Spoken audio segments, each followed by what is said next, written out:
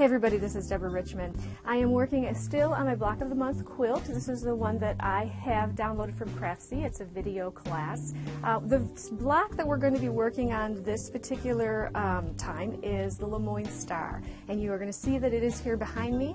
And I can tell you that I have never made a Lemoyne Star before. So the first thing I want to tell you is that I'm completely impressed with the videos because it was because the video instruction was so good, done so well, that I was able to actually do this Lemoyne Star. It come out the first time, which is awesome. Points are not always my thing, and this one I'm very pleased with how it turned out. So let me show you how this block is constructed. Now, one of the things, the very first units that you start with will be these diamonds.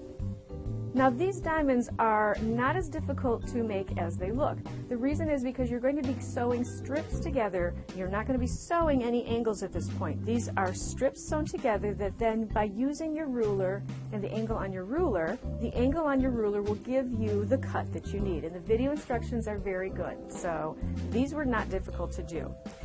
Now, you're going to be making 8 of these, but I do have a tip for you, and that is that when you work on your block, you should make 16 of these. Now, I was making 16 because I always make the block for the quilt that I'm going to show you, and then I make the pieces for showing you here in the video. Well, thank goodness I did, because what I found out was the first few of these units did not quite go together quite as well, simply because I didn't quite have the feel yet for the placement with sewing it together. Now, again, video is very good. Once I really looked again at the video, saw exactly how to put them together, after the first couple, it was fine. The beauty of having extra is then the ones that didn't work out so well, I don't have to use them in my block. So I was able to choose the best 8 to go in my block. I highly recommend you make extra. Always recommend. So this is the first unit. You're going to have 8 of these. Now, the part of the construction that we begin with is the side of the block. Now, you'll see that in the background you have triangles and you have squares for background, and the cutting instructions are in the instructions that you're going to get with the class. We start with sewing this unit together, one diamond onto the triangle. Now, the trick here is that you stop sewing when you are 1/4 inch from the end of this fabric intersection, and the reason is because this is going to be an inset seam, something that makes me sometimes a little nervous, but with these instructions I was able to do this very easily. So if you stop 1/4 inch from that seam, then that allows you to come with the next block and lay it on there, and you'll be using that 1/4 inch that you haven't sewn will now be part of this seam as well. When you then flip this down, the last seam you'll sew is this section here, and this makes up this part of the unit. Now, the next piece that goes on, let me move this down a little bit, is the square. So we're going to put that right there, and that's just sewn straight on. You're going to make 4 of these units, so let me show you what those 4 look like put together. Okay, so here we have all the pieces here laid out together. This is unit 1, 2, 3, and 4. Now, the next thing that we do in constructing this block is we're now going to put these 2 units together, and we're going to put these 2 units together. And the way that you're going to be doing that is you're going to start with this seam here at the top.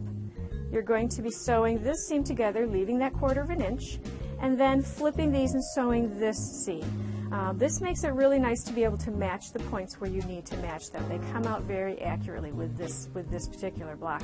The pattern pieces that you cut end up being very accurate here. Okay, so then when you have this section and this unit together, these 2 units, now this is the last piece of construction for this block. We're going to be sewing first. We're going to sew this line here, and again, this will be one piece when you have this together. You're going to sew this line here. Now, that was unusual to me. I really thought that was not going to be the way this block would be constructed. I thought we would be sewing this line first and then finishing out the ends.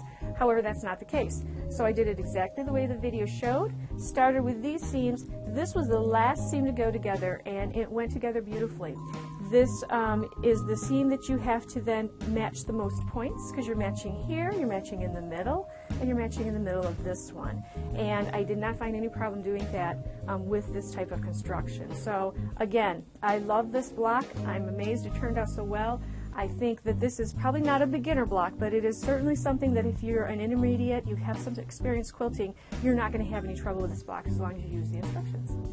Thank you for joining me. And be sure to subscribe to our channel. You can do so here by clicking the subscribe button. That way you'll find out about new videos as they become available. Oh say.